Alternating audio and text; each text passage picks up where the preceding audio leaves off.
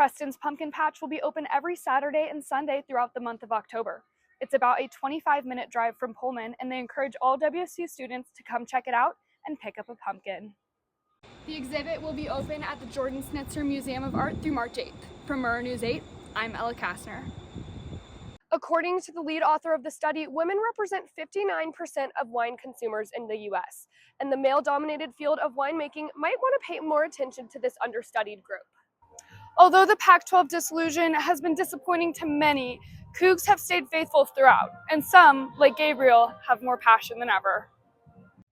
Students at Washington State University took to the polls this week to make their voices heard in the 2024 election.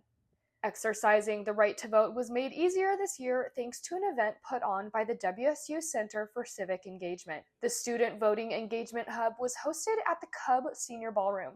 The event was open from November 4th through 5th up until Washington State ballot boxes closed at 8 p.m. At the event, students could register to vote in person, pick up voter pamphlets, print and drop off ballots, and of course, vote. My name is Ben Calabretta. I am the Director of the Center for Civic Engagement at WSU. The goal of the event is to provide an easy resource for students to come and get voter information, print their ballots if they need to, register in person, and to celebrate voting. Ultimately, we want students to be leaders in their communities wherever they end up, like at WSU or after graduation, and participating in our democracy, understanding what the issues are, and actually casting your ballot is part of being a leader in your community. Abby Kiles is a senior at WSU who volunteered at the event both days. Especially in this day and age, I think it's important that your vote is heard and your voice is heard. Despite the long lines, over 2,000 WSU students made their voices heard and voted at the event, a powerful reminder of the impact young voters have on shaping our future. The event took place here in the Cub on the 3rd floor. WSU faculty and student volunteers worked hard to put the event together, emphasizing that every vote counts and young people can make key decisions. Based on the turnout, students responded. Regardless of which side you're on, WSU gave all students a place to safely and easily exercise their right to vote. Reporting from Pullman with Murrow News 8, I'm Ella Kastner. Wine shelves are packed with options, but new research shows that for women, the label can sometimes speak louder than the flavor. A 3-part experimental study led by Washington State University researchers conducted this October showed that women are more inclined to purchase a bottle of wine if it has feminine gender cues. The study was conducted online with a group of 324 women. The women were shown a series of fictitious wine bottles. Half of the wine bottles had traditionally masculine designs on the labels, featuring rugged animals and portraits of men. The other half had labels with traditionally female designs, such as animals, flowers, and female portraits.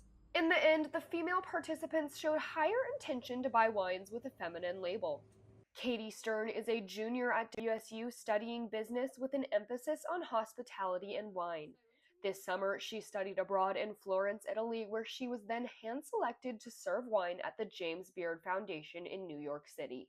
I took 2 different classes. One was pairing food and wine, and the other was philosophy of flavors and taste. In September, I took this class called Wine Communications and Marketing, and basically we just talked about more marketing strategies on how to hit more consumers. I think now with more knowledge I have on wine, it wouldn't necessarily just be like what the label looks like, but I do think it is an important aspect of it because it's what draws you to the bottle in the first place. I definitely do think that there should be more female influence. I feel like wine is drank mainly by women, and it's also perceived as more of a feminine drink, and so it would make more sense to have more females in the industry. Kaylin Riley is a senior at WSU. She is currently enrolled in HBM 350, a class dedicated to trying and learning about alcoholic beverages. We taste wine, beer, and spirits, and we learn about the production of all of those different types of alcohols. Even with all of the knowledge she has learned this semester, when asked if the label would still influence her decision to buy a bottle of wine, she responded, It still does, yeah, it definitely does. According to the lead author of the study, women represent 59% of wine consumers in the US, and the male-dominated field of winemaking might want to pay more attention to this understudied group. This study is one of the first to provide insight into the psychology of female wine consumers, highlighting the importance of branding. But the findings from this study go beyond just the surface level. It suggests that it may be time for the winemaking industry to shift its approach, emphasizing the importance of greater female representation in the world of winemaking. Reporting in Pullman with Murrow News 8, I'm Ella Kastner.